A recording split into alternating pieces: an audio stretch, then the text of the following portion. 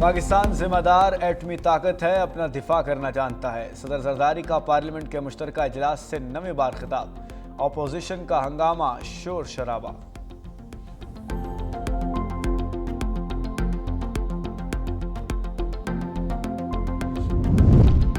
ایران کے اسرائیل پر میزائل حملے، نیتن یاہو اور ایئر فورس کمانڈر کے دفاتر کو نشانہ بنانے کا دعویٰ۔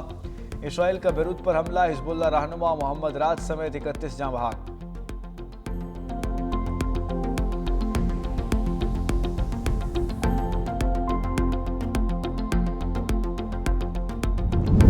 اور وزیر اعلیٰ پنجاب مریم نواز نے پنجاب میں پریمیٹو سیکیورٹی ماڈل نافذ کر دیا۔ وزیر اعلیٰ کی زیر صدارت اجلاس، پنجاب میں بائیک اور کار سمیت تمام وہیکلز پر ای ٹیگ لگانے کا فیصلہ۔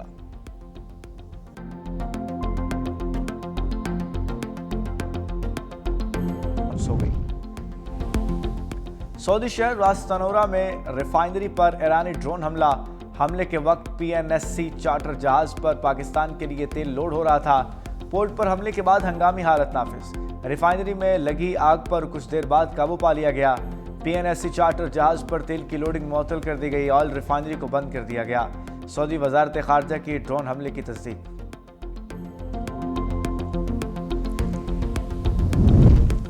مشرق وسطی بحران، 3 روز میں 10,000 پروازیں متاثر۔ آج پاکستان سے مشرق وسطی کے لیے 174 پروازیں منسوخ۔ پاکستانی ایئرپورٹ سے 3 دن میں 500 سے زائد پروازیں منسوخ کی گئیں۔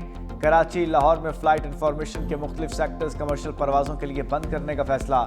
کمرشل پروازوں کے لیے فضائے روٹ 3 سے 31 مارچ تک صبح 9 سے دوپہر 3 بجے تک بند رہیں گے۔ لبنان اور اردن کی فضائی حدود کھل گئی۔ 8 ممالک کی فضائی حدود تیسرے دن بھی بند۔ سعودی عرب، ترکی اور مسقط کی حدود کھلی۔ عمان سے بیروت کی طرف پروازیں جاری۔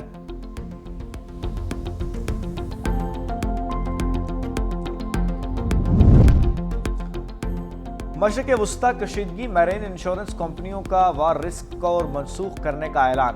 کمپنیوں کے مطابق خطے کی موجودہ صورتحال کے پیش نظر جہازوں کو جنگی خطرات کی انشورنس فراہم کرنا ممکن نہیں۔ اس اقدار سے عالمی سپلائی چین اور بین الاقوامی سطح پر تجارتی امور بھی متاثر ہونے کا خدشہ ہے۔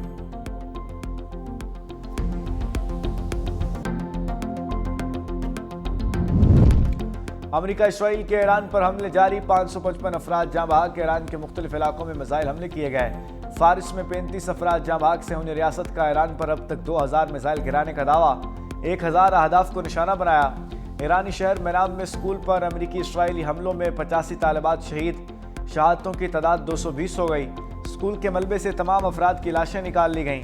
سرچ آپریشن ختم، برطانوی وزیر اعظم کیئر سٹارمر نے امریکہ کو اپنے فوجی اڈے استعمال کرنے کی اجازت دے دی۔ سٹارمر نے اپنے بیان میں کہا کہ امریکہ نے فوجی اڈوں کے استعمال کے لیے اجازت طلب کی تھی۔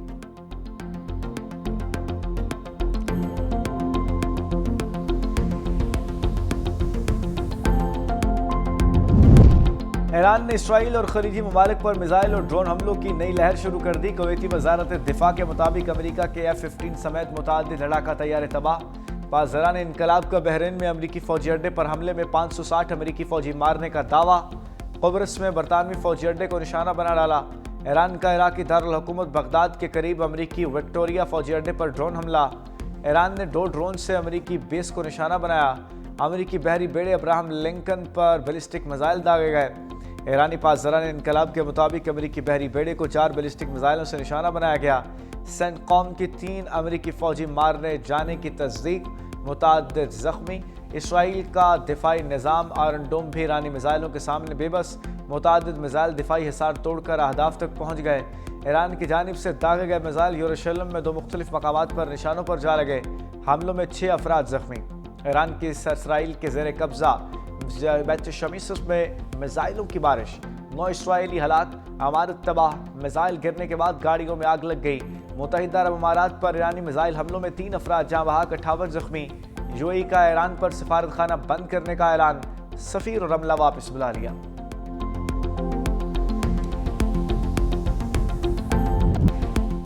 امریکہ نے ایران کی 48 اہم شخصیات کو مار دیا ہے۔ ایران کے ملٹری کمان مکمل ختم کر دی ہے۔ امریکی صدر ٹرمپ کا دعویٰ، خطاب میں کہا جنگ 4 ہفتے جاری رہ سکتی ہے۔ ایران بڑا اور مضبوط ملک ہے، پاسداران انقلاب، ایرانی فوج، پولیس ہتھیار ڈال دیں تو استثنا مل سکتا ہے۔ ایرانی رجیم کو کسی صورت نیوکلیئر ہتھیار تک رسائی نہیں دے سکتے۔ ایرانی رجیم برسوں سے امریکہ اور اسرائیل مردباد کے نعرے لگا رہی ہے۔ فوجی آپریشن اس وقت تک جاری رہے گا جب تک اہداف حاصل نہیں ہو جاتے۔ دوسری جانب امریکی سینٹ نے دعویٰ کیا ہے کہ ایران پر حملوں میں پاسداران انقلاب کا ہیڈ کوارٹر مکمل تباہ کر دیا۔ پاسداران انقلاب کا اب کوئی ہیڈ کوارٹر نہیں۔ گزشتہ 47 سال میں پاسداران انقلاب نے 1000 سے زائد امریکی اہلکار ہلاک کیے۔ ایران کی بیلسٹک میزائل اثاثوں کو بھی تباہ کیا گیا۔ 2000 پاؤنڈ کے بی کے بموں پر ایرانی اثاثوں کو بھی نشانہ بنایا گیا۔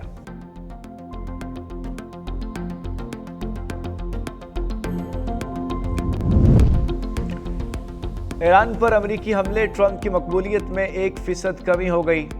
سروے کے مطابق امریکہ میں ہر 4 میں سے ایک شہری ایران پر حملوں کا حامی۔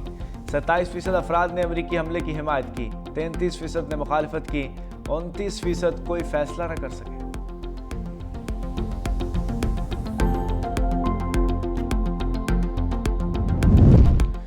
ایران کا امریکہ سے مذاکرات سے انکار۔ ایران کے سیکیورٹی چیف علی لاریجانی نے اعلان کیا، تہران امریکہ کے ساتھ کوئی مذاکرات نہیں کرے گا۔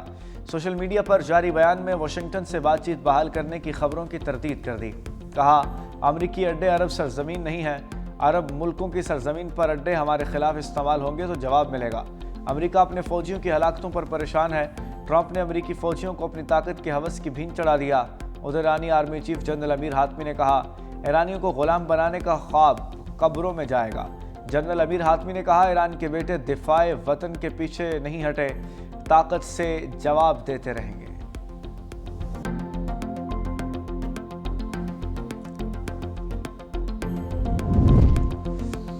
حزب اللہ نے بھی اسرائیل پر حملہ کر دیا۔ سپریم لیڈر آیت اللہ علی خامنائی کی شہادت کا بدلہ لینے کے لیے حیفا میں اسرائیلی فوجی اڈے کو نشانہ بنایا۔ کہا، حملہ لبنان عوام کے دفاع اور اسرائیلی جارحیت کے جواب میں کیا گیا۔ اسرائیل 15 ماہ سے جاری جارحیت بغیر کسی رد عمل کے جاری نہیں رکھ سکتا۔ اسرائیل لبنانی مقبوضہ علاقوں سے فوری نکل جائے۔ ادھر اسرائیلی فوج کا لبنان پر حملہ، حزب اللہ کے ٹھکانوں کو نشانہ بنایا۔ چین کا ایران تنازع پر سخت رد عمل، امریکی اور اسرائیلی حملے میں بین الاقوامی قانون کی خلاف ورزی قرار۔ چینی حکام نے خبردار کیا کہ لڑائی کو خطے میں پھیلنے سے روکا جائے، تمام فریقین سے فوری طور پر فوجی کارروائیاں بند کرنے کا مطالبہ کیا۔ چین کا کہنا ہے کہ خطے کے ممالک کی سلامتی اور علاقائی خود مختاری کا احترام کیا جانا چاہیے۔ وزارت خارجہ نے کہا کہ وہ موجودہ صورتحال پر شدید تشویش رکھتا ہے اور کشیدگی کم کرنے کی ضرورت پر زور دیتا ہے۔ سیکیورٹی صورتحال کے باعث آئی ایم ایف سے ورچوئل مذاکرات کا فیصلہ۔ ذرائع کے مطابق آئی ایم ایف وفد پہلی میٹنگز کے بعد واپس روانہ ہو گیا۔ پاکستان اور آئی ایم ایف کے درمیان مذاکرات ورچوئل ہوں گے۔ وفد کے ساتھ اقتصادی جائزہ مذاکرات کی آج تمام میٹنگز ورچوئل ہوں گی۔ موجودہ سیکیورٹی صورتحال کے باعث وفد سے ورچوئل مذاکرات کا فیصلہ ہوا۔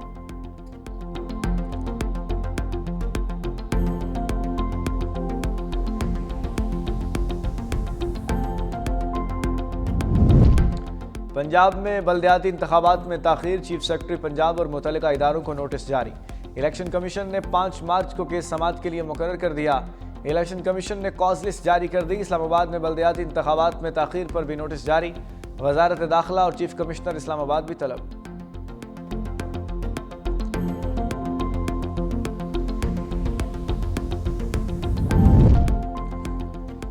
خاتون شوہر کے پاس نہ جانا چاہے تو عدالت کیسے مجبور کر سکتی ہے؟ خاتون عدالتی فیصلہ نہ مانے تو کیا اسے گرفتار کیا جائے گا؟ اگر ضد میں خاتون کہے کہ شوہر کے ساتھ جانا بھی نہیں اور خلا بھی نہیں لینا تو کیا ہوگا؟ شوہر بھی ضد کر سکتا ہے، نہ ساتھ رکھوں گا نہ طلاق دوں گا۔ جیسے جمال مندوخیل کی سپریم کورٹ میں حق زوجیت کیس کی سماعت کے دوران ریمارکس، کہا کہ عدالت خاتون کو زبردستی شوہر کے پاس بھجوا سکتی ہے۔ جسٹس عرفان سعادت نے کہا کہ عدالت کسی خاتون کو حقوق زوجیت کی ادائیگی پر مجبور کیسے کر سکتی ہے۔ عدالت نے کیس کی مزید سماعت اپریل کے پہلے ہفتے تک ملتوی کر دی۔ سپریم کورٹ نے وفاقی اور صوبائی حکومتوں کو نوٹس جاری کر دیا، جواب طلب۔